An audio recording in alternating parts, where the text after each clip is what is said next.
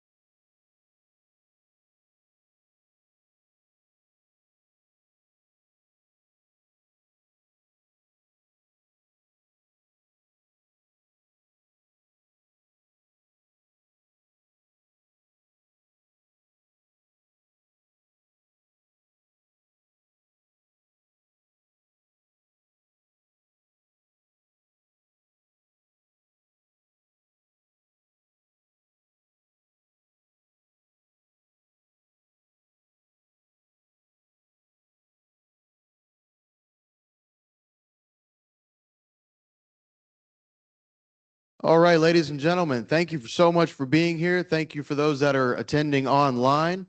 Welcome to our 15th stakeholders meeting. I just made that number up right now. I have no idea how many we've done. We've done a bunch. It's good to be back in Chillicothe to do it back at our home base again after being on the road for a while. We've got a great group of presenters today for you. Before we get those things kicked off, just a few housekeeping items. If you do need to use the facilities, they're back for this archway and to the right, first and second door on the left. We have refreshments being set up in the back by our local canteen services. Please make sure you use that. If you have any questions or have an issue, Terry McCourt is a master of all things, as well as Tom Murian up in top. And want to give a shout out to Tom in the booth as well for putting us virtual. So with that, before we jump in, we're going to kick things off with our pledge. So if able, please stand and we will do the Pledge of Allegiance. Flag is up by the stage. I pledge allegiance to the flag of the United States of America, to the republic for which it stands, one nation under God, indivisible, with liberty and justice for all. Thank you so much. Please be seated. Before we bring up our opening remarks from our director, just a quick reminder, we are going to have a Q&A session. So for the sake of timeliness, we want to keep this to an hour.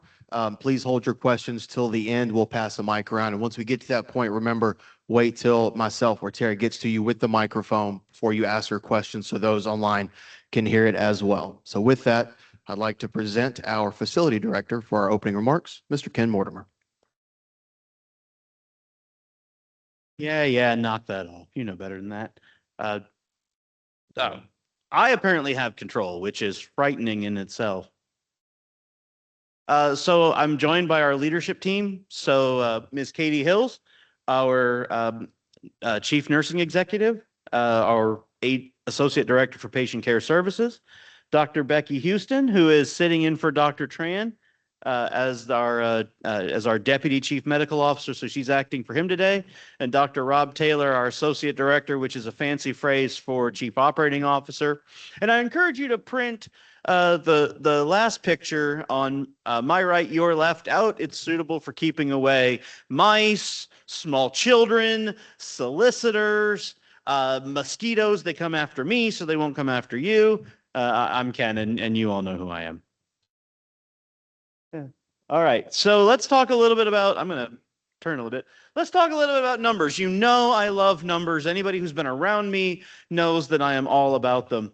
So we've seen about 6% growth in unique veterans that we've served when we look year to year through December.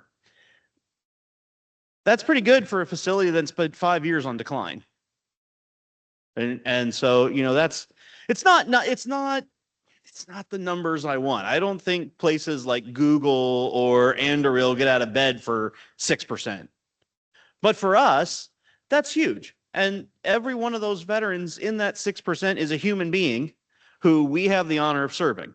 So I'm really proud of that. And I think our goal is to continue that. We saw an 11% increase in veterans receiving community-based care. Now, some people may say, well, Ken, why are you celebrating that? Why are we celebrating the fact that 11% of our that an 11% increase in veterans who are receiving community-based care? Well, there's a couple of reasons for that. Number one is because we still get to coordinate that care. Just because they're getting a VA service in the community doesn't mean they're not getting VA care. Because you can talk to Julie and her team back in the back, see what I did there, and learn all about what our care navigation team does as it relates to helping ensure that our veterans, when they get community-based care, it is coordinated, that their VA providers know what's going on, and that it's managed effectively. I would challenge you that that's unique among health plans in the United States. Many health plans, it's a matter of how we spend less money and do less. VA health plan, the VA care in the community is a little bit different because it is aimed toward integrating the community-based care into VA care. Secretary Collins likes to say community care is VA care. And if you ask me what that means, that's what that means. It's because for a veteran, what matters is that their VA knows and manages that care and treats them with the same level of importance. So obviously, we want to do as much as we humanly possibly can here. We're passionate about delivering services. But when I look at that and I see that growth, that tells me we're delivering those services in a little bit different way. We've seen a 19% growth in women veterans. I tell people that the fastest growing population of veterans is women veterans, and that's important because for decades, women veterans were an underserved population in VA. We're working to fix that. Secretary Collins, along with the Veterans Health Administration, just opened up the opportunity for self-referral for GYN services for women veterans. So women veterans no longer have to go to a primary care provider to then get a referral for GYN services that for women veterans is primary care. So working to open doors, reduce barriers for them. We saw about a 3.5% increase in outpatient visits and outpatient encounters. Those are things we care about in terms of saying, how often are we seeing the patient? How often are we delivering an outpatient service? They mean different things than you would find in the community, but I want to take a minute and talk about that 20% in growth in admissions. That almost 21% growth in average daily census. If you've attended these stakeholder meetings, probably about 2 years ago, not too long after, I guess I'd been here it's almost 3 years, friends. Can you believe that? That's wild. If you were here 2 years ago, you'd have heard me talking about our work around opening acute inpatient rehabilitation beds, about plussing up our CLC, community living center, fancy word for nursing home, about reopening beds on acute mental health. That's why. Every one of those admissions is a veteran getting VA care in coordination with the rest of their outpatient care. That 21% increase in census is your tax dollars being put toward the care of a veteran. And doing more of that. Now, you know what? I admit our veteran population it's no surprise. I'm only stating facts, is an aging population. We would expect to see those. Come on in. It's okay. Is an aging population needing more services? That's okay. That tells us we're here for them. So I look at those numbers, and what I see is a facility that has spent the last several years working hard to be present for veterans in its community. It's a sign to me of organizational health, and it's a sign that we're living out our mission. I want to talk a little bit about a few other topics that are pretty important to me and pretty important to VA. And if you were at the Ross County Veterans Service Council meeting, I apologize. Some of this is a rehash.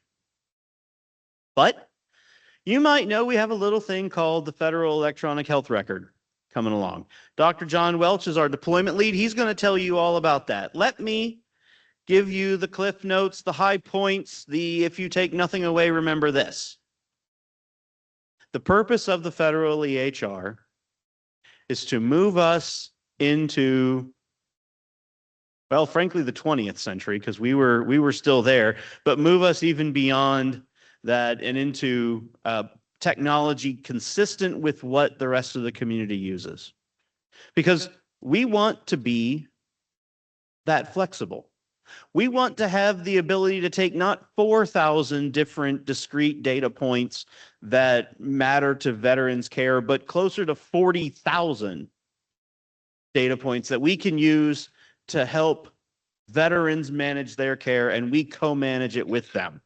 It allows us to better integrate tools like AI, like advanced analytics, so that we can predict, not react, but predict what best might serve a veteran. And it allows us to work together as VA.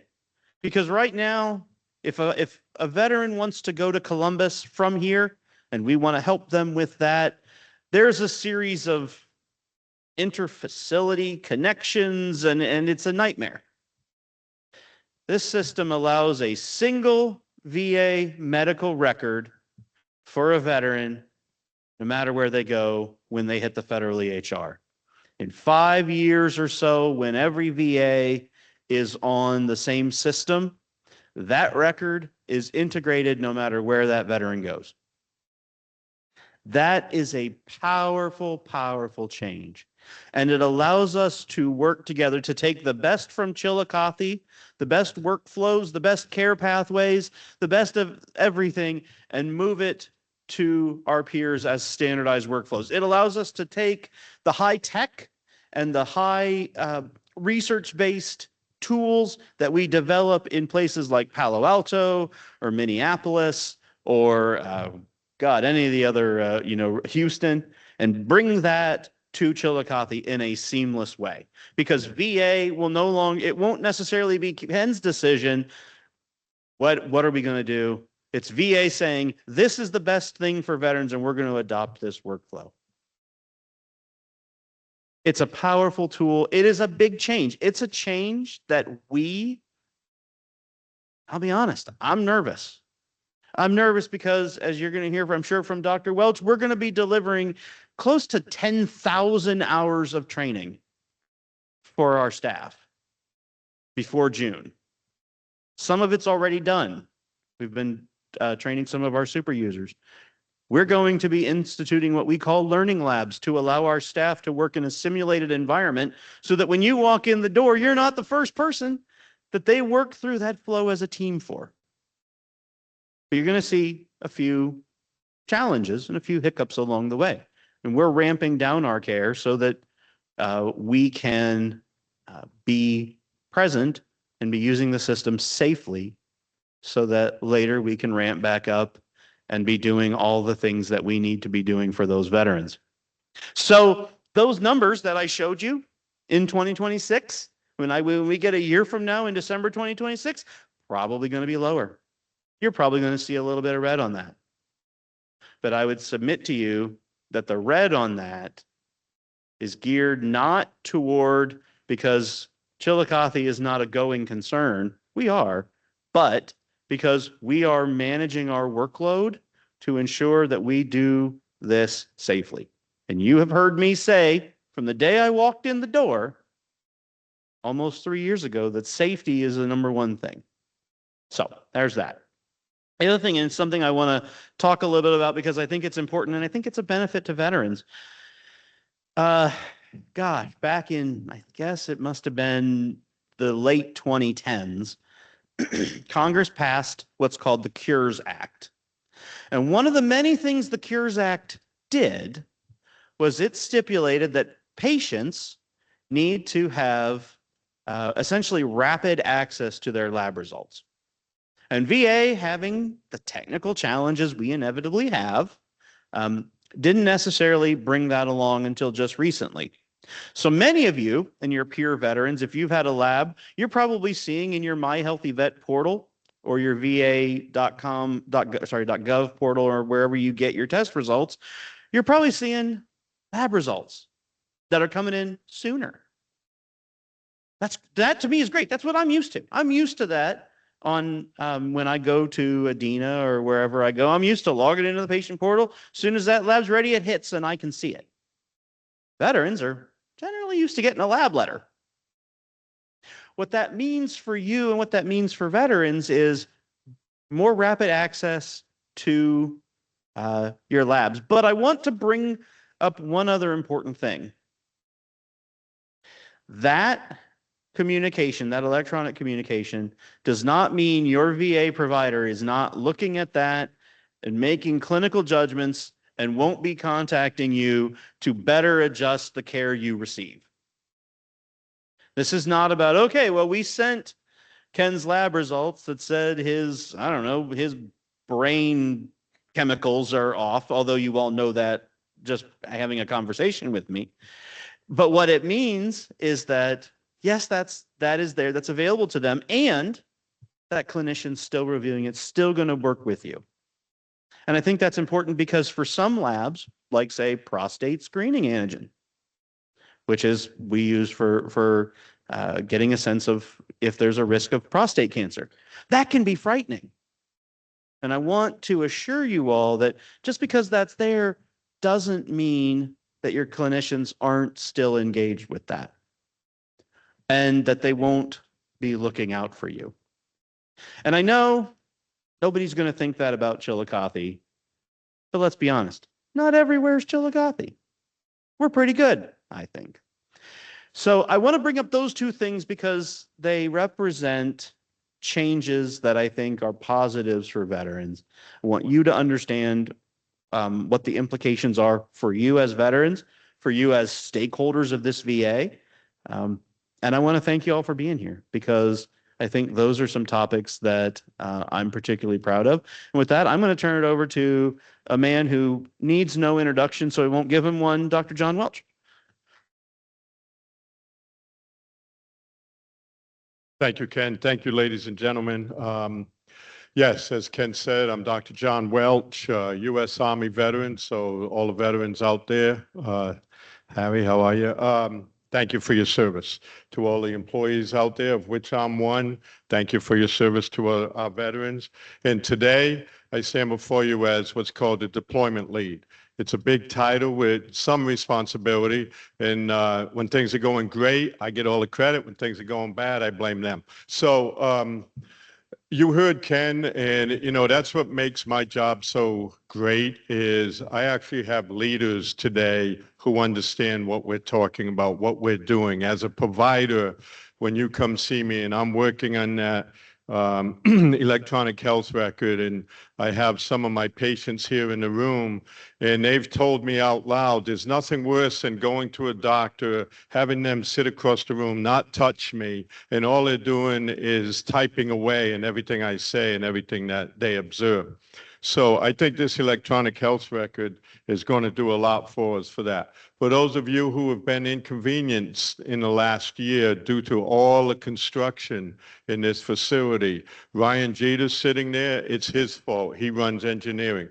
So the reason that that's been going on is we just had a $53 million upgrade to our infrastructure, which means for those of you who've been sitting in the waiting rooms trying to get on the Wi-Fi, it's a lot quicker.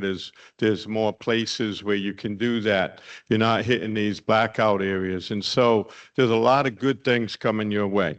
What we're going to talk about today is going to be pretty rapid fire. It's going to be pretty easy, and I'm going to keep it basic. I promise you that. So let's see if I can figure this out. Where do I point this, Ken? Oh, there we go. All right. Were there any questions? All right. No. So what I want to talk about is the 6 easy points on this power slide for me to talk to you about. Has anyone in here, a veteran, I'm going to pick on you now, ever had to request your military records from St. Louis or ever had to carry a packet from one military base to another? Sure, right? Every veteran in the room shaking their head. What happens if you lost a report on your MRI or something, right? It was gone forever, right? So what did Dr. Welch have to do? We had to order a new MRI, right? What a waste. So not just of time, of resources, but exposing you to things you don't need, right? So that's one of the things that we're going to do. And number one is easier transition from military to VA. So you won't have to carry anything. You won't have to request anything. During the transition, all of that will be downloaded and we'll have access to that as long as you want us to. You heard me talk earlier about I showed up at an appointment and they never touched me. All they did is stay on the other side of the room. Well, the reason I say touch is I'm a physical medicine doctor, right? I have to touch you to figure out one of the things that's going on with you. So instead of asking you every time you come see me or every time we meet for the first time, all right, so tell me your story, right? I already know your story because if I did my job prior to you showing up, I looked at your military record. I seen that you jumped out of an airplane in 1983, Harry, and you twisted your ankle and you've had 2 surgeries since. I don't need you to tell me all that, right? I may ask you to enlighten me about that. You know, what was the sequence I seen in your record? And not only do we do that to make ourselves feel good, we do that to make you feel good, that you can actually say, wow, they read my record, right? They know who I am, right? Rather than walk in and say, okay, what's your name? What's your birthday and your last 4? Okay, so why are you here today? Right? It makes you want to get up and walk out, right? If a doctor ever says that to you. So that's one of the things it's going to do for us. It's going to eliminate the need for repeating of lab work, repeating of x-rays, MRIs. Well, we know you had an MRI at Southern Ohio healthcare system, right? But we can't find it. It's not uploaded in our system. Well, a lot of that's going to change because, like it or not, the system we're going with, Oracle Health, they're worldwide, right? So as we stand here today, every military base, every DOD facility has gone live with this platform, with this electronic health record. So we can reach out. As soon as we sign in, we have exposure to all of that, right? I see Adam's in the room. Our pharmacy, very complicated, right? Ken mentioned us veterans are getting older, right? We don't believe that, do we? I mean, so one of the things we need to know is what medications are you on? Why are you no longer on this particular medication, right? Allergic reactions and stuff like that. Improve prevention and treatment options. So when we're talking to all these DOD facilities and when we're talking to other VAs that have gone before us on this and things like Agent Orange, right? Things like burn pit signs and symptoms. We shouldn't ask you hey, what do you think it is, right? We should be talking to every VA. We should be talking to every DOD. And we are creating diagnoses and treatments ahead of time, right? And so I think the improved prevention and treatment options are going to be important. We heard Ken talk about PSA tests, very important, right? So things matter. Consistent experience across VA facilities. Once you've been to one VA, do you know the rest of that story? Once you've been to one VA, you've been to one VA. That's wrong, right? Once you've been to one VA, you've been to every VA. That's the way it should work, right? Why are we doing this? This is a $16 billion project approved by Congress, signed by the Secretary, on and on. But the reason we're doing this is standardization. So you as a patient can mention to Dina that every Adena you go to, it's pretty much the same. If it's in Ross County or in Columbus, it doesn't matter. And so that's the way the VA is going to be, and the same high quality care at every VA. So now, if we want to do a research project as a facility, we do a research project as a facility. Only our exposure is only our patients. Where in the future, we'll be able to do a research project for every veteran who's on that electronic health record, right? And that's millions. So we'll be able to see trends a lot earlier, hopefully, than diagnoses. So next slide. So how cool is that? That's it. And Ken, is going to be a session for questions and answers at the end, right? So ladies and gentlemen, again, thank you for your service. Thank you for your time, and have a great year.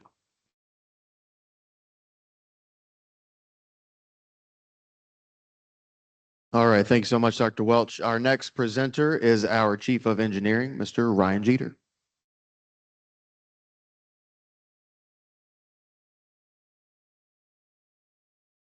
Hello. Yeah, so like Dr. Welch mentioned, the major construction project we've had going on for a little over a year now for the EHRM modernization. That has been a huge project.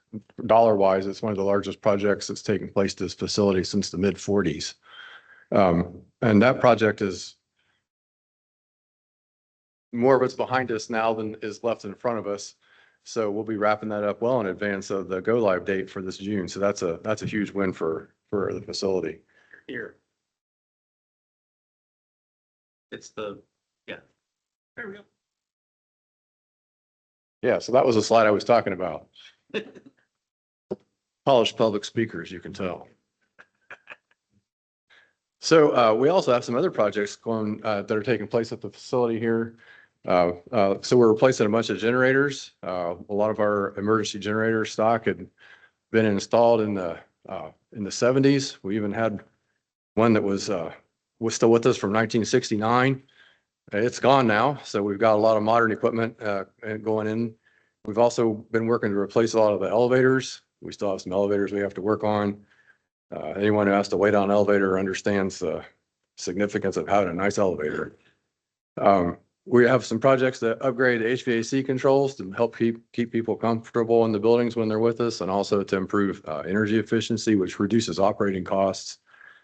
And we do, as if you were at one of our previous, probably the last couple of our stakeholder meetings here, I've mentioned the renovation of primary care project. That is another huge project that we're getting ready to kick off. It's been designed. We've bid it out for construction. We've got a contractor all lined up. We've got some legal issues we're working through, but we're hoping to get that back on track around March of this year. Okay. And we also have some other things that are coming up in the future. Even though our boiler plant, it still feels new to me. We built it about 15 years ago. We're working on a set of plans to modernize that to make it ready to survive for the next 15 or 20 years. Should be pretty important. We're working on design of a project to improve some showers and some of our CLCs to improve the patient experience and to reduce the falls, which is a big deal. We've got a lot of roofs that need to be replaced around here. We have, there's quite a bit of square footage of roofs, a lot to keep up with there. And we do have one more EHRM related project that's kind of a follow-up project to finish up some odds and ends in the main machine room in building 18. But that doesn't affect any of our efforts to be ready for the go live. And we have some other projects that we're working to hopefully go into construction around the end of this fiscal year, which is September-ish.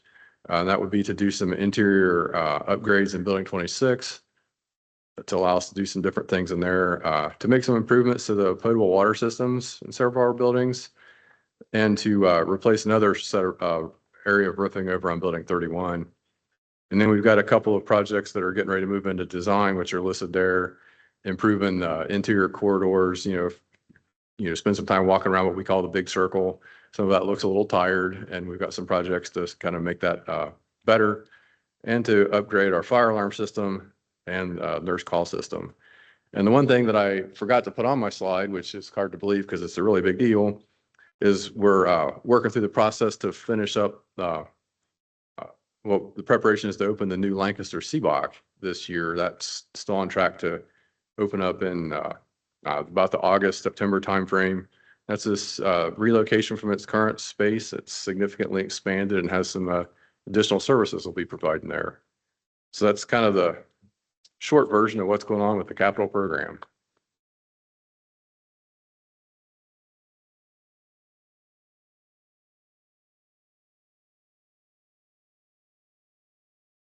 Thanks so much, Ryan. All right.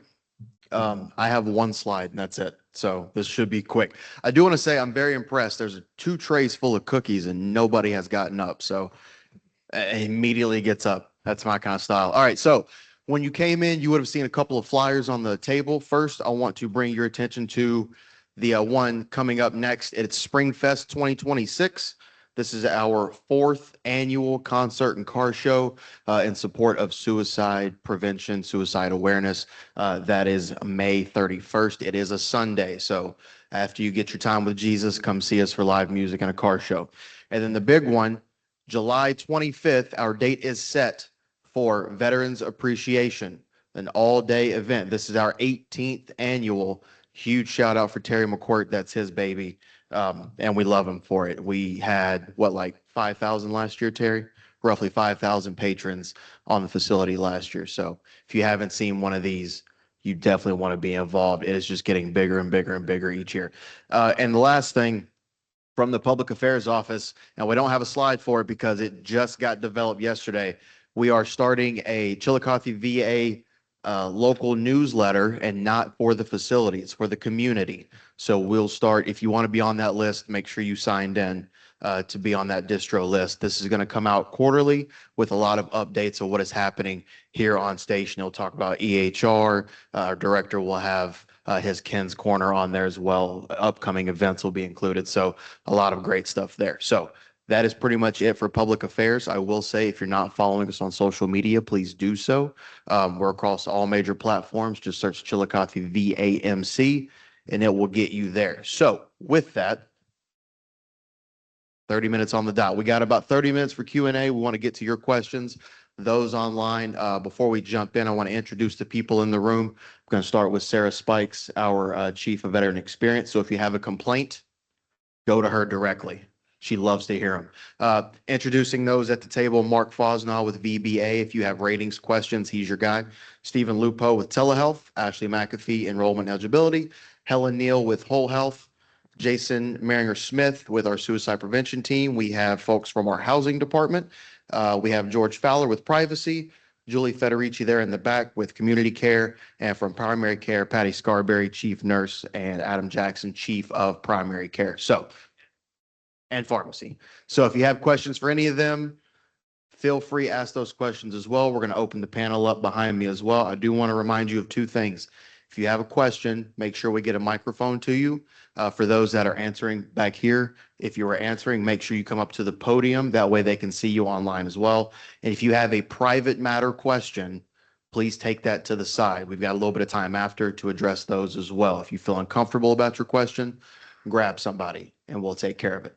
All right. And again, cookies in the back. All right. And coffee.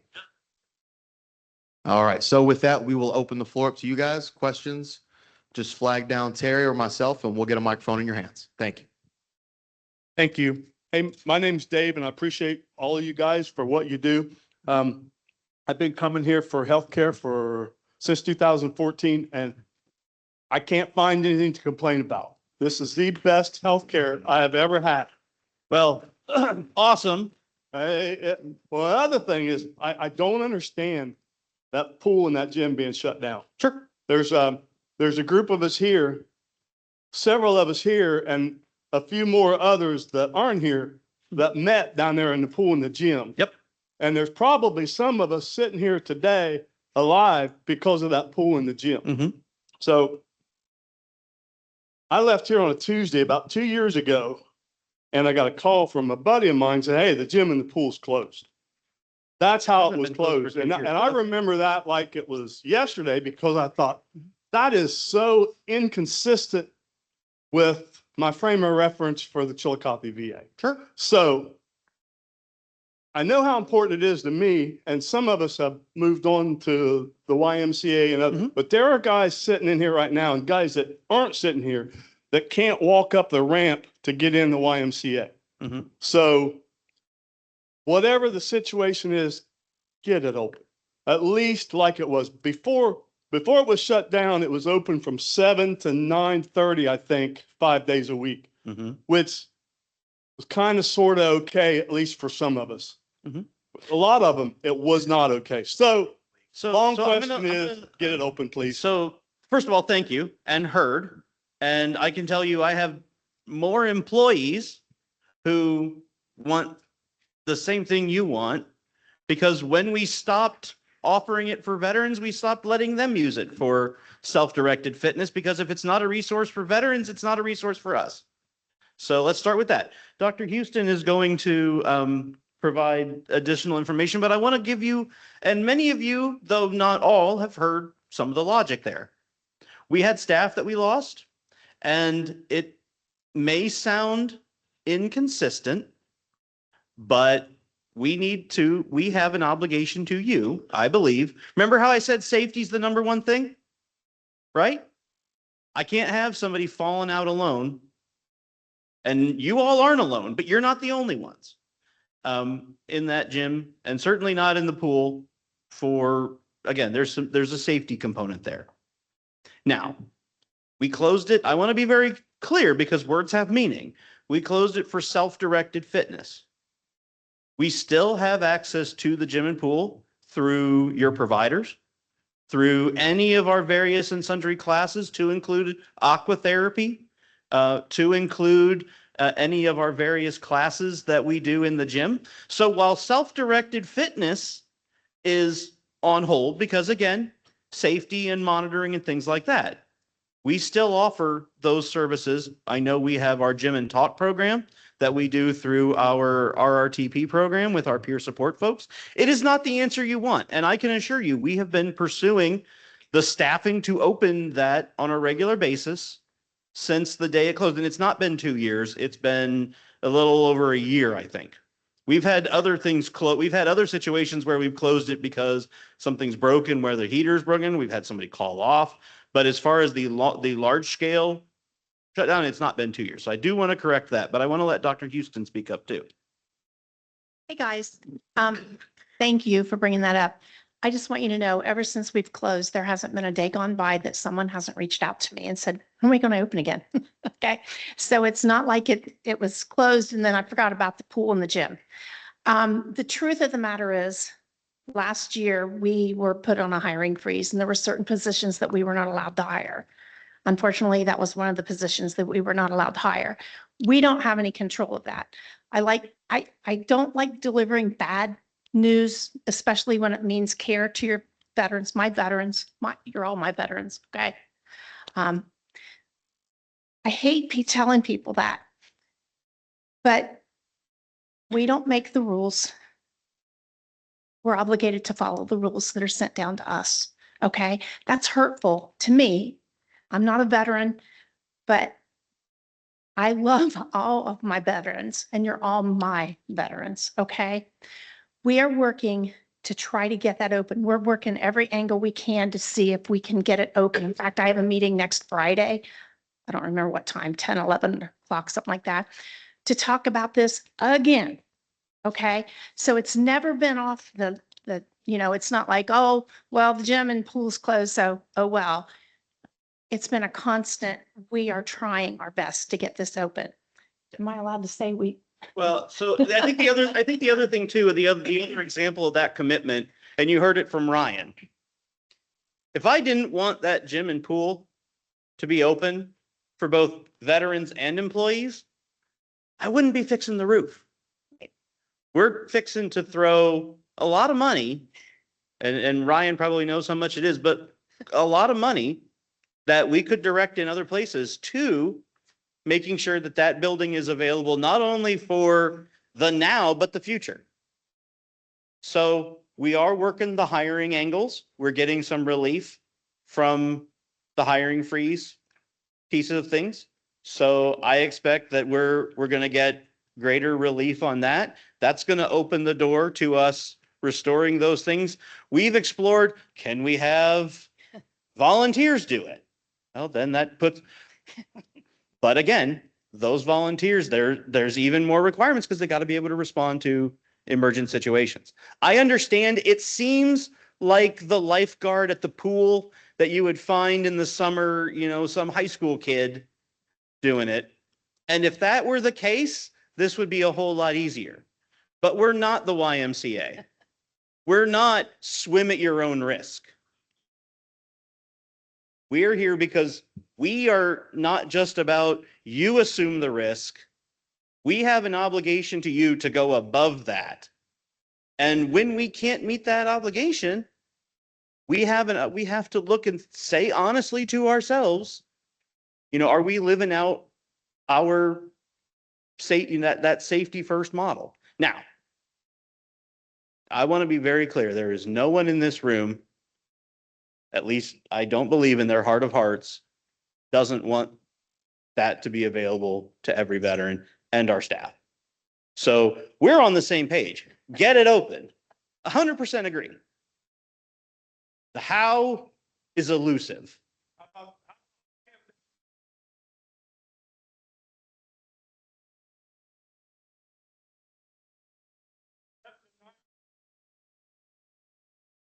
You've not lost a life.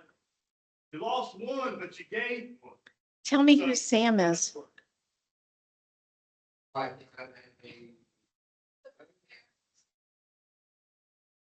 Okay.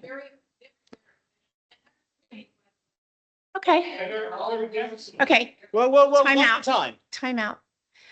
I hear you say there's 3 of them, by the way, and I get that. And it looks like it's an easy, let me move this pawn over here. One of our first obligations has to be to our veterans in the community living centers, in the nursing home. They're Okay? not just lifeguards. They're not they're just also lifeguards. They're also going out- providing therapy to all of our people in the CLC. So while I'm really happy that you all are able to get out and come in here, a lot of them are not. So we have to take the therapy to them. Okay? So I hear you saying there's 3 of them, so why can't you do it? Believe me, we're looking. We're looking. Okay?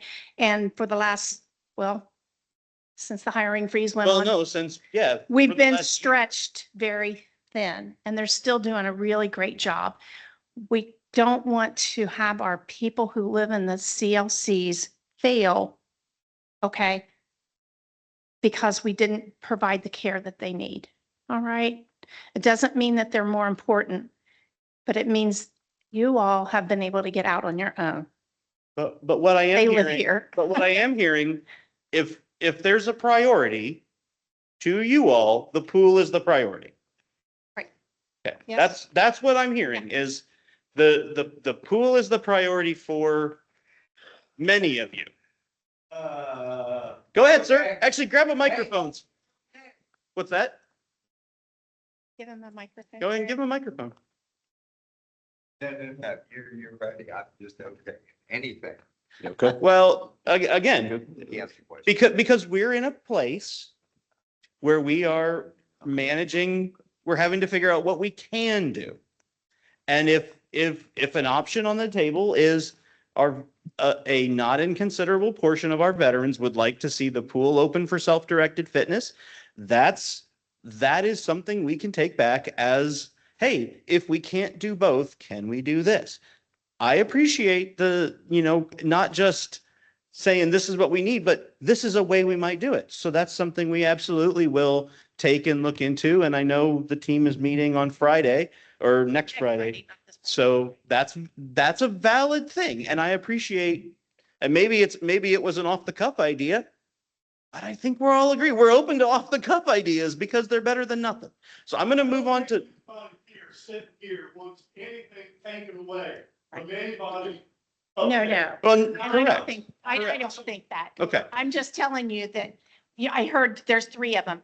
What you don't know is what all 3 of them do all day. Yeah. Okay. So I don't believe that for 1 minute. Yeah. Veterans in my mind are the best patients ever. Mhm. Okay. Because they're always, oh no, you go ahead. There's somebody else that needs you more than I do.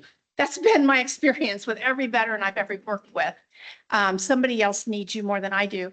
We want to take really good care of all of you.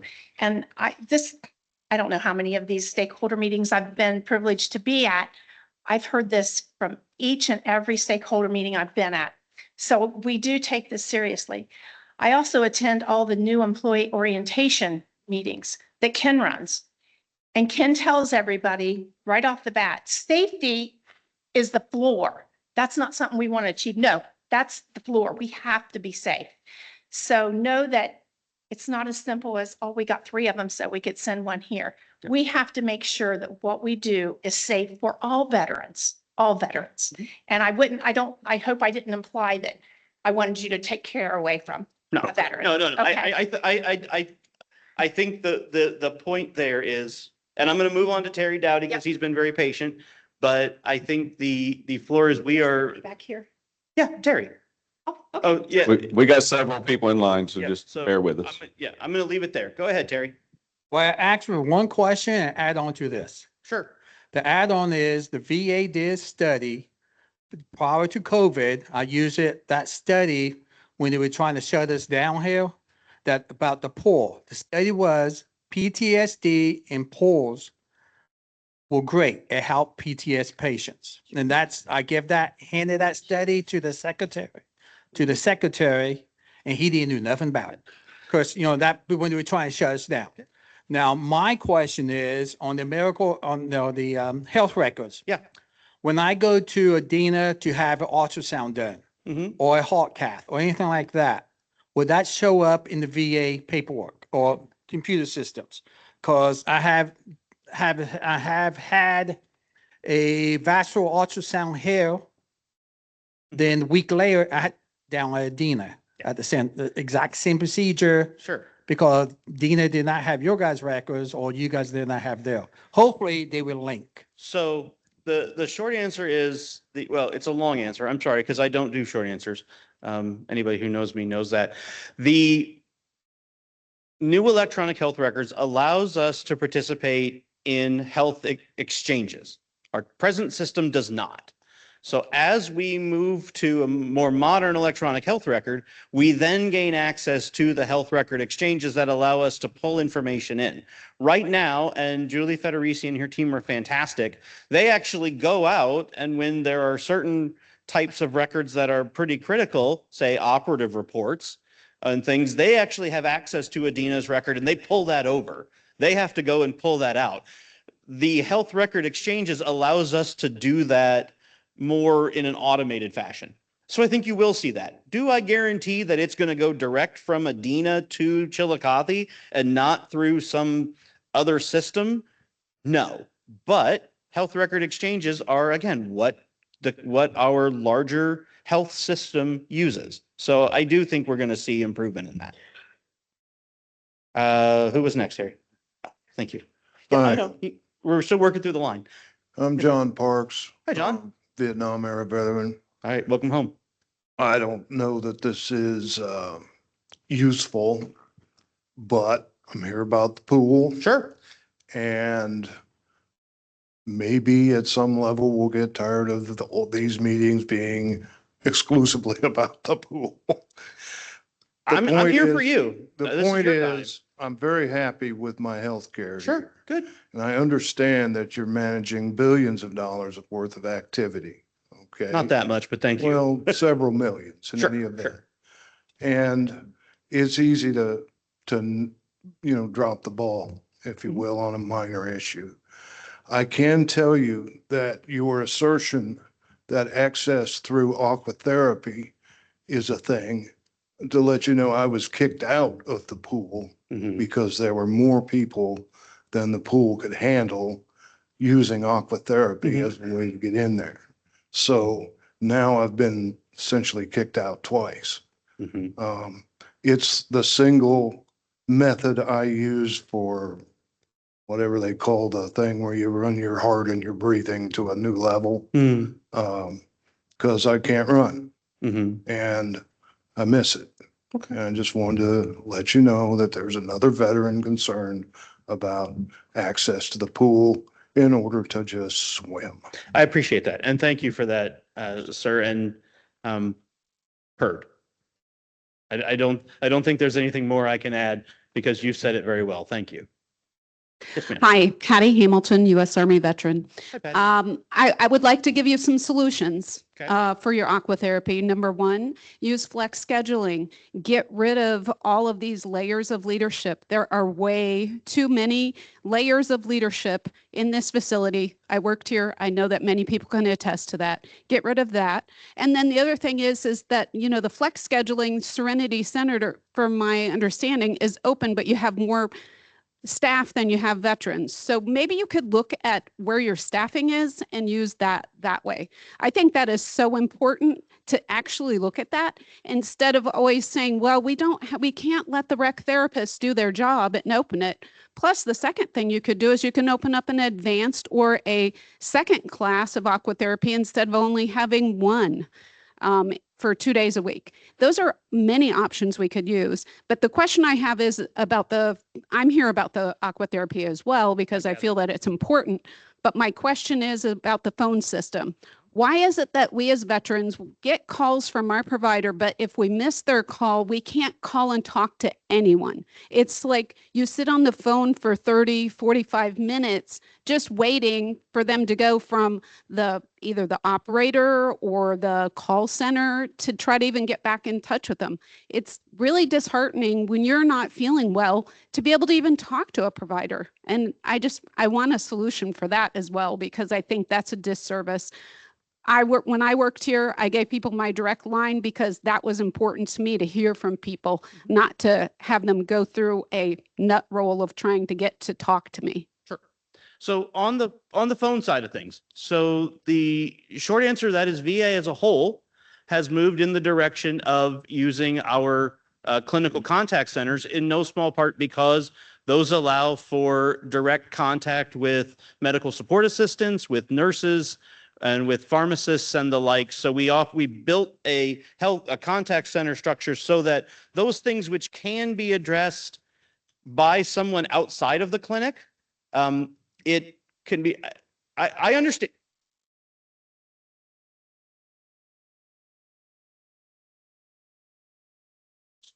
So I've spent 18 years in VA, and I'm sure you spent quite a while as well.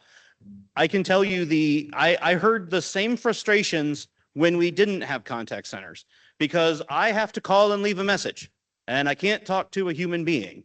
So on the one hand, we have to balance, we have a call center that allows us to pick up the phone and address much of what the folks need, or leave a message and we'll call you back. And then, as you probably experienced, you had staff who were literally running through, all they were doing was checking voicemails all day. There is no perfect, bless you, perfect solution to phone contacts when, and this is the same frustration I have in the community. I get a phone call from my provider and I miss it and they leave me a message and I have to call back, and then we play phone tag. The question is, who is helping us with that phone tag? Is it the provider in the clinic who is there trying to manage that panel of patients? Or is it the call center who can look and say, this is what provider X needed that we called about because we put a phone note in and we can address that there. I want our veterans to be able to talk. I want to be able to talk directly to my doctor. I want to be able to talk directly to my nurse. And I want that for everybody. The reality is if we do that, we would spend all day on the phone and not in the clinic. This is the same point, and it's germane to the point you made earlier. The idea that we have too many layers of leadership and things, I would disagree with, in part because I've been in places with more, and the fact is, we have already culled. I won't call them unneeded because I do think they were necessary, but positions that we weren't filling. If we weren't filling them, we've culled them. So we're only at the point of where we've gotten them to fill. To Serenity Square, we actually moved those staff who, based on our analysis of patient clinical need, we actually moved some staff off of that neighborhood and put them on our CLCs where there was a demand mismatch because those patients had more complex clinical needs. It doesn't seem like we take resourcing seriously. That cannot be further from the truth. And in fact, among all the facilities I've been at, we probably run the leanest because we're constantly looking at that supply and demand and recognizing that, yes, you're right. We have X number of recreational therapists, and we look at where the demand is. Is the demand over here in the CLC? Is the demand over here in their outpatient clinic? Or, you know what? We just don't see a lot of demand in the outpatient clinic. What can we do to shift that to, say, the pool or to the CLC? This is a constant battle. This is not we set it and forget it. We don't just look at schedules and say, okay, this is the schedule for the next 15 years. This is dynamic work. And it doesn't seem like that because, frankly, you shouldn't have to worry about trying to manage my staffing supply and demand. That's our job. That's why I have leaders to manage that. And that's why they give me their honest to God opinion, because the people who want the pool open the most are the recreational therapy staff. They want that the most for exactly the reason you said, which is because that allows me to do more of what I like to do, which is serve veterans. And I like to serve veterans who are in the pool because it's a different way of being than working on the CLC or working in the outpatient clinic. So it's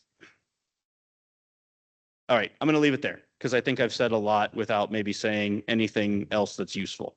And sir, I'm going to piggyback on your point and encourage folks to use My Healthy Vet as well. My Healthy Vet is an amazing tool that we have here. We have Stephen Lupo and his team on site ready to assist at any moment. So if you have questions about My Healthy Vet, I know technology can be challenging. It's challenging to me every day. So, but we have staff here that will meet you where you're at and make sure that you're able to utilize that resource. And with that said, we'll pass to the next question. Hello. I'm the oddball here. I don't know many people that are here, but I'm here for the public. Okay. My first experience here, my name is Cindy Stevens, and I've kind of written down my thoughts because I do have quite a few. And I began as a caregiver for a gentleman that was in the Vietnam era. He's 76 years old and was a helicopter mechanic. My first experience with this facility was attending an appointment and was very surprised that once we arrived that we were on our own. The other issue is my veteran has dementia, which makes life a little more exciting. After we went to about 5 different locations, we were able to get to the correct location.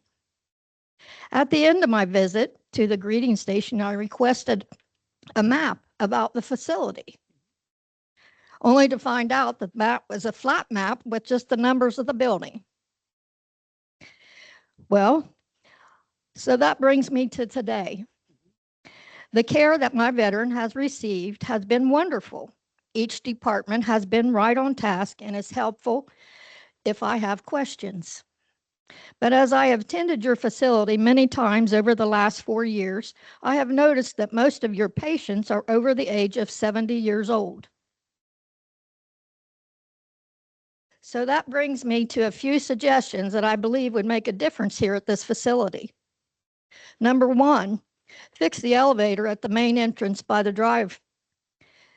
I believe it's been about 2 years since that's been fixed. If you're coming from the primary lot in the front, that elevator is broken. And if you cannot come up those stairs, what do you have to do? Go all the way around to the other side to get to the ramp. Signs. Signs are on the doors. Why not have them hanging over the door so that when you look down the hallway, you can see where you're going, instead of having to walk all the way down the hallway to find the correct door. Location maps at each main entrance to show where you are and maybe where you're going.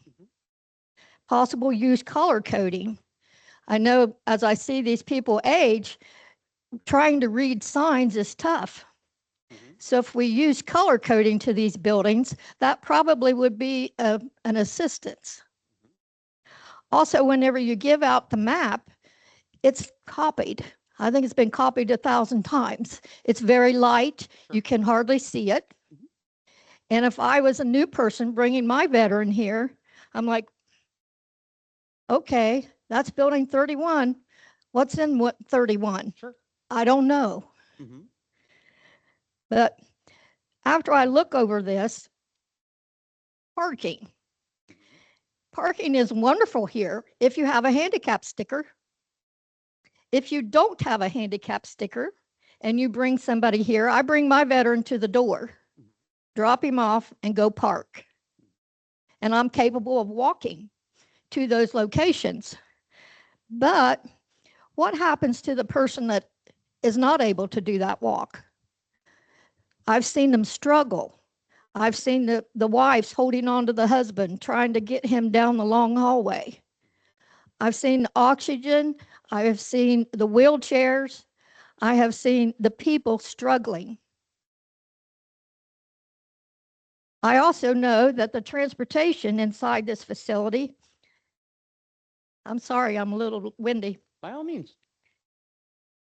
The entrance that when you come in, they do have a pickup service. Everybody, I'm pretty sure, knows Aaron. He's the little driver. He also impersonates Elvis. But also, if there's nobody at that front desk, there is no way to call for help. No way.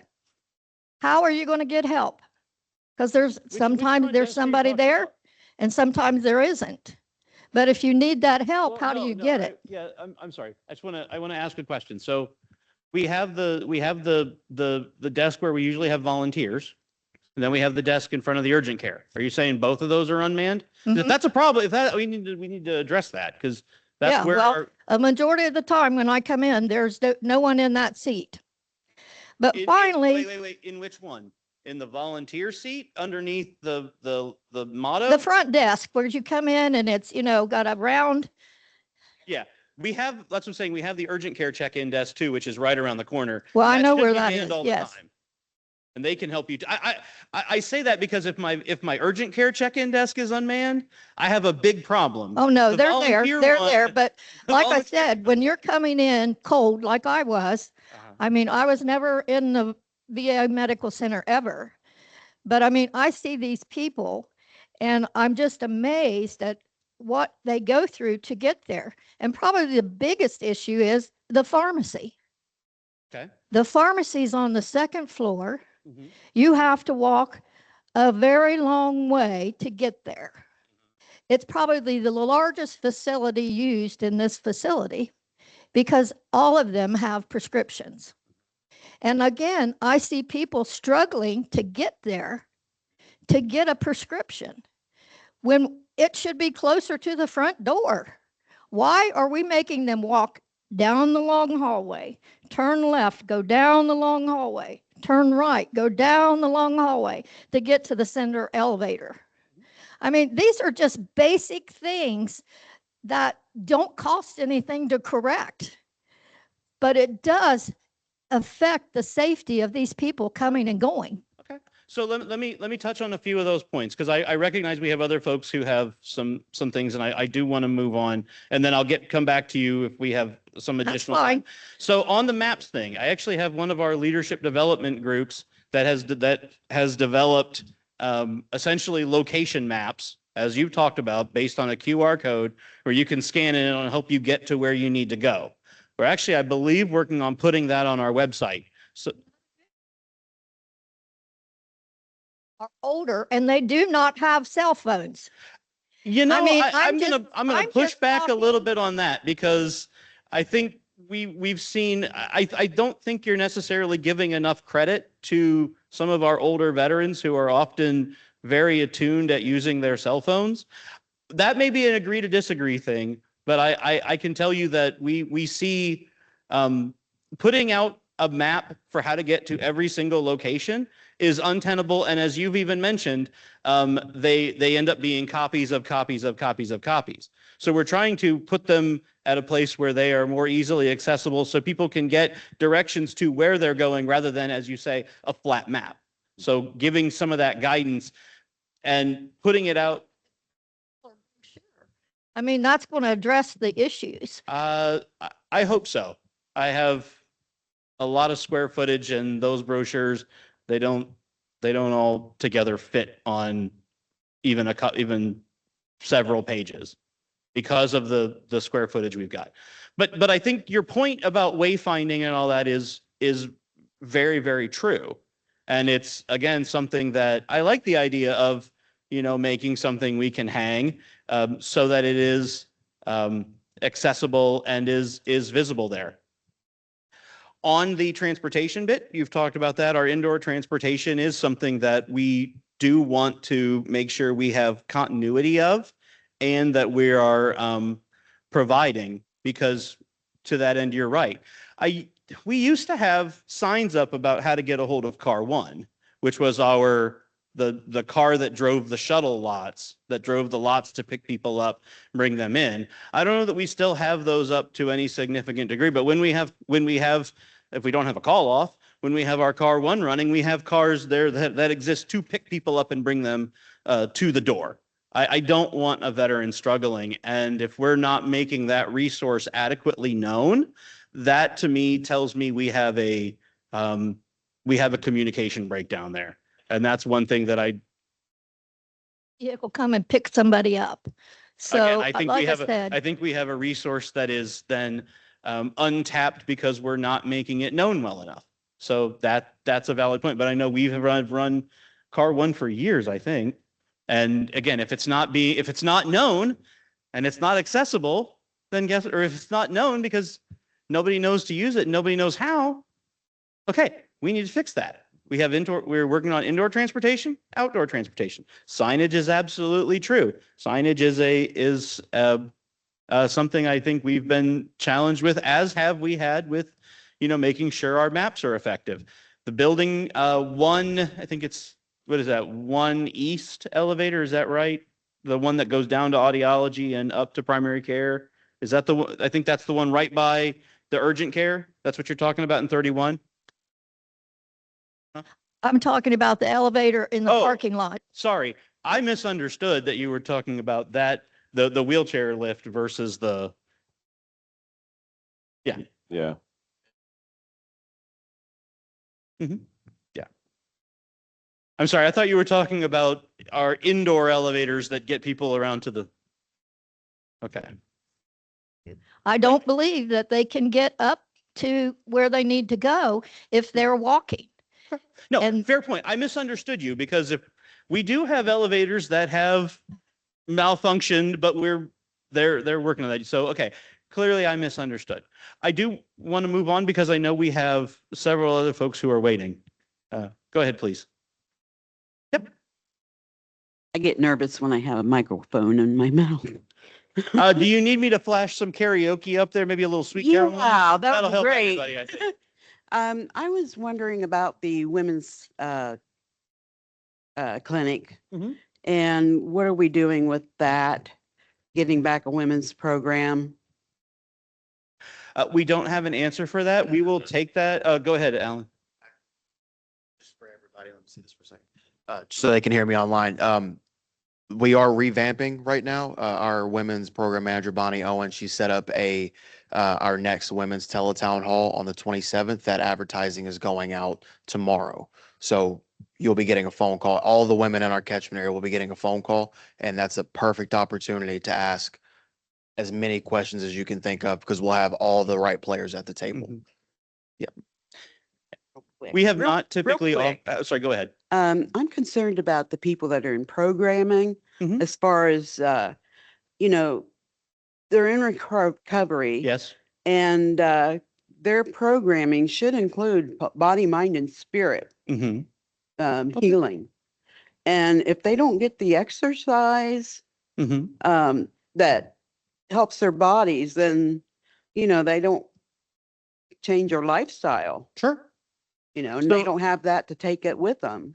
So I'll give credit to Katie Hills. One of the things she's worked to do with the nursing staff, particularly on the residential rehabilitation and treatment program, is expand the level of programming, particularly that that not just, hey, let's sit around and talk, but the programming around activity, around movement, around developing something other than an addiction or something other than spinning because sorry, I think probably people would like a spin class, but spinning with your mental health and your anxiety or sort of struggling with your trauma. And so we are integrating more of that, whether it's through art, whether it's through using our disc golf course. I mentioned Gym and Talk with Joe Entrican, our peer support specialist, whether it's any of the whole health offerings that staff are able to offer through there. So particularly for our staff in recovery, especially, I think we've done a lot more with art and music too. Mhm. So I would say it's not just, you're right. And I think that's something that we've been pushing for in that programming is more than just, here's your class with a psychologist or a social worker, but here's our LPN who really likes to paint and is going to offer the opportunity to sit down and learn to watercolor. Or here's a group that's going to take a walk and, or, you know what, hey, we're all going over to the chapel for mass or for service on Sunday. Why don't you come with us? And we support people. So those are things that are offered, because you're right. It's not just about body. It is about mind and spirit and soul as well. And so we are doing that. It's less visible because it is something that is offered really to those folks as they help develop and customize their programming for what they need and what they're interested in, what they're not. It's not necessarily always the mandated programs. Yes, sir. Hello, my name's Harry McKee. Hi, Harry. I'm retired Army, also retired from this VA in 2019, registered nurse. Right on. So I'm in an aquatherapy class right Yes, sir. now. And I also got the call some time ago about the gym being closed. Mhm. And you said that we had a qualified person. Mhm. I'm signed up under Jamie as a volunteer. Mhm. I'll be willing to volunteer, do 2 days a week Okay. for a couple hours at the pool. So that's one thing. All right. Then one thing that troubled me, Sure. when I was in Iraq, I got hurt. And when I came home, they were actually telling me within about 6 months, I wasn't gonna be able to walk again. Mhm. My wife, it wasn't my wife at the time, but my current wife, I went and saw her. She did prolotherapy on me. Mhm. And after the first treatment, I was walking or didn't have any pain. Mhm. After the second treatment, I was running again. Mhm. And I said, I got to get you in the VA. We need you at the VA. Mhm. And at that time, I was at the Cleveland VA. Sure. But when my wife got hired, she got hired down here. So I Mhm. transferred down here. And what was crazy was I brought my wife into the VA, and she's blessed a lot of patients through her treatment. Mhm. But I was told that she couldn't treat me. I'm like, I brought her to the VA to help vets, and now they're telling her she can't even treat me, her husband. So that's something that kind of is Yeah. still bothers me to this day. Yeah, I'm going to stay far away from the discussions of spouses treating spouses Mhm. at the VA because it's a medical legal question that I don't know that I know the answer or that I'm comfortable answering. What I will say, first of all, is thank you for bringing us someone who's apparently as dedicated an employee as you are. Yeah. Second of all, I think the discussion. So first of all, thank you for being willing to step up to support your fellow veterans. I think that's a discussion we need to have as a team because I do worry about continuity, but heard and I think your offer is very very generous, and it's something that again with Dr. Houston, we very rarely have folks who have a license and who are keeping their license, which would get into a whole other set of can we do that? Can we have a volunteer licensee or And I something? was just going to say, and I have been maintaining my license. Right. So my license is Yeah, still that's current. a question again that we get into that we don't have time for because probably involves a whole lot of people other than me. But you know what? Your generosity is very much appreciated. I think this gentleman here, he had a question a while ago and Oh, keep your seat if you want. Don't worry about it. Oh, If it's thank hard to get up, keep your seat. very hard. First of all, my name is Melvin Allen. I'm OIF veteran. I know. I've been coming down here to this VA for the past 33 years. Right on. And I've seen the ups and downs of this VA. I mean, the good and the bad. Mhm. I want to say thank you because the pool was closed. Mhm. They opened it up for aqua therapy, which is Mhm. something I really need very bad. Mhm. And like right now, I'm in the part Melvin. of Melvin, talking to the mic. I want the folks online. to I'm in the- hear you. I want to be able to hear you too. I'm in the process right now of being I was in aqua therapy, and like the gentleman said, there's so many that we had to have some else sit out a session or We two. can't always, we have to do a certain number of sessions and then Right. ask people to sit out and then come back for Come a back, certain number come of back sessions. through. And like you said, I was hoping that maybe somewhere down the line that we could find, a way to be able to keep it open or have more than just one session Sure. a day And then my other question is, okay,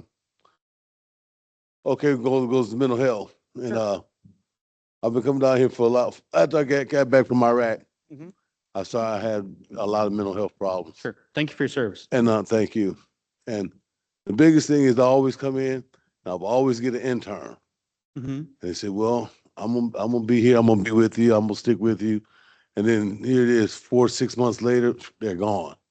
So then I get another intern. Well, I'm Wait, gonna when be you say, with are you saying intern or interim? intern as in a social work intern. Like, okay, with an N, not with an IN. Okay. Because we intern. do have sometimes where a provider leaves and we're the interim. So you're talking about a trainee. Trainee, Okay, right? And, okay, thank you. I've got so many of those, and Okay. to the point that and then I don't know what they ever do with their notes or whatever. Sure. But that goes back to me going over all the same old shit. Excuse me. That's okay. Same old stuff we're over all and over and mutual over friends and over here. again in my head. Sure. And and keep bringing up all these crazy events that happened to me over in Iraq. Sure. And so I start just start pushing away because Mhm. it's like keep rehashing and rehashing Sure. and rehashing. And then I feel a sense of abandonment because every time you tell me, you say, well, Sure. I'm gonna be here with you, and then Mhm. the next thing you know, you're gone. So then I'm looking for somebody to come. So I mean, it's been like maybe about 3-4 years since I've been to some type of mental health counseling. Mhm. It's because I'm in deep fear that as soon as I get started, Mhm. they're gonna up and leave, and then I'm Sure. gonna have to go start telling the story all over again. And I mean, is there any way we can fix that? So, the short answer is, it depends. And what I mean on that is, we are a training facility. We do a lot of that. We train the next generation of doctors. We have a residency program. We have, especially with psychiatry. So we have a residency program with psychiatry. We have practicum students from social work, from nursing, pharmacy. We train the future providers. That is part of our, and that's part of our VA mission, is to be, along with research and direct healthcare and supporting the nation in the event of a disaster. So training is a part of our mission. Having said that, I don't have the answer to the question of whether or not one can request to not have a trainee. What's that? Yeah, so you can. And Rob was the chief of mental health for what, 19 years? Yeah. Okay. So I don't mind, even though it's not in my current area. So what should happen, and I'm not sure that it is happening, is when you sit down with someone who's a trainee, they should be having an informed consent conversation with you about the fact that they're a trainee and how long they're going to be here. And you should be able to agree to that. So if that's not happening, which it sounds like it isn't, I can have a conversation, or someone can have a conversation with folks in charge of those programs to make sure that that's happening. You should also be at least contacted and checked in on from time to time by their supervisor. And if that's not happening, again, I think that's something we need to dig into, because your provider is not necessarily that trainee. Your provider is whoever their supervisor is. So, and that's not like supervisor as in, supervisory social worker. That's, I'm here to make sure that, and I was a social work intern, and that they are doing right by the patients, that they're providing care, and that the supervisor does occasionally check in on that. I will tell you, even if you're not seeing that supervisor, those interns are meeting with their supervisor to go over the quality of care. Your point, and I think a great point, is that relationship and maintaining that relationship. So for your health and for others. You look like you have something else you want to say, but the mics are over there, so I'm going to bring it to you. Question is okay, as you try to build that therapeutic alliance between you and your counselor, and it said, like you said, you had the consent sign form. Okay, I understood that. But then as soon as that position come up in Florida, they're gone 6 months later. Okay, and I'm like, no, here I go again, starting over. Is there any way we can get any outside care for that? I mean, because you have so many people,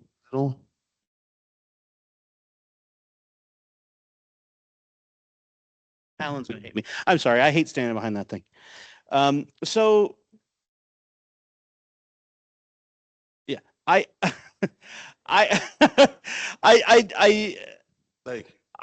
don't know.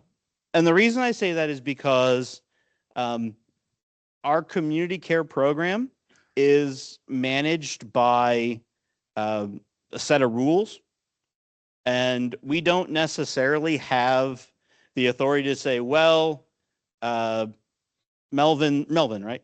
Correct. Melvin's provider left. We have another provider. We have access for that care. Therefore, we're going to send him into we're going to authorize care in the community. I don't know that that's necessarily an authority we have. I don't think it is. However, and the other part of it, and I'll be very frank, I can't control. If I could chain my mental health providers to their desks and never let them leave, I absolutely would. They're great. But I can't. And I can't control turnover. Right, but I do. That it put on the veteran. Well, it's not just. I mean, I'm not putting it. I don't have that. As soon as he get up and leave, and I got to go back and start telling all this, and rehash all this stuff. Mm-hmm. My PTSD and then my anxiety and all that goes through the roof. Mm-hmm. And so in order for me to really keep and maintain that, I'd rather not go. Right. Well, I'm in fear that they're here in another 6 months. So I'll tell you, this happened to me like 4 or 5 times. Well, I'm sorry that's happened to you. I have a child who is in. Your name is again? Excuse me. What's that? What's your name again? Ken. Here. Ken. Mortimer.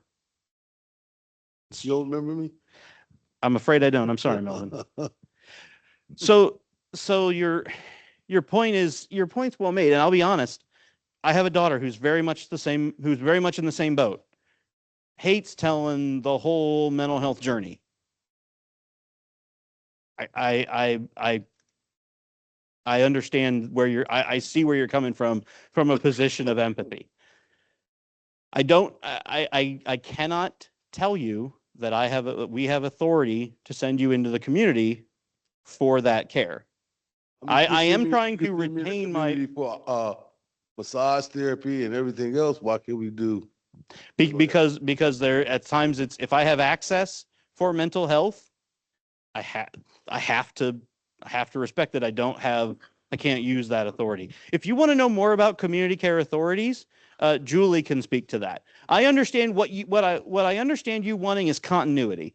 I want to have a provider that I can count on to be here for a year, 2 years, 4 years, so that I can build a relationship with them and we can have a meaningful discussions where I'm not going back through all my challenges over and over. That is a reasonable and rational desire. The how we get to that is more complicated. But I do want you to know, and I think to Rob's point, if you're not comfortable, if you would like to have a permanent FTE, a permanent non-trainee, that is there is an avenue for that. And it sounds like what we need to do is help you connect with that. Is that fair? Yes, it is. All right. Thank you. Sure thing. I think this is probably, since we're about 20 minutes over, I want to say, I want to thank you all. You've asked hard questions. That's what we're here for, because they are hard things and we need to be able to, that's the only way we get better. And so thank you for bringing your hard questions to this forum. Thank you for those of you who did come together because you have a relationship and you want to advocate both for one another and for your peers. Thank you for coming together. Thank you for coming and supporting one another. That's what veterans do. That's what makes veterans a great population to work with, is veterans support one another. And I acknowledge that I couldn't always give you a full or complete or an easy answer. But that's why we hold these stakeholder meetings, is because you're stakeholders, you're invested in your care and the care we provide to veterans. And so I want to thank you for that. So with that, I think that concludes the stakeholder meeting. Go ahead. What's that? Huh? Oh, Alan's going to wrap it up. All right. Thank you. I heard him say rap, and I don't think you want to hear him rap. So You do not. All right. So we went a little bit over, and I'm sure there's probably still questions out there. I imagine. I know that's a lot of information. It's kind of like drinking from a fire hose, and I get it. So if you do have additional questions, please make sure you signed in. Actually, make this easier. Maybe. Can we go back one slide, Tom? There it is. All right. So make sure you sign in. If you have a specific question, my email is up there. My direct extension is up there. Please feel free to call me, shoot me a line. I'm the public affairs officer, so I handle most of the communication. So for those that are like, we haven't heard from you guys, you can blame that guy right there. I'll take that on the chin. So if you do have additional questions, please feel free to reach out to me directly. Do we have business cards, Terry, sitting over there? Okay, Terry's got some business cards if you need them as well. So take that avenue, please. Also, I want to again mention we have Sarah Spikes here in the room. If you have concerns, she is our patient or veteran experience officer. She is an expert at taking those questions, comments, concerns, things of that nature. If you have anything specific for those in the back of the room, they're going to be here for just a few minutes after we wrap. Please take advantage of that. We appreciate you coming and braving the weather for sure. Our next stakeholders meeting is going to be here, correct? In April. We have a target date? April 16th. That's not set in stone, but that is what we are targeting. You will see communication come out from either Terry or myself. I realize I did that backwards. Terry or myself. So with that, again, cookies in the back. Let that be a small distraction from the cold. Again, if you have any further questions, please do not hesitate to reach out to anybody here. Thank you so much for coming. Have a wonderful day.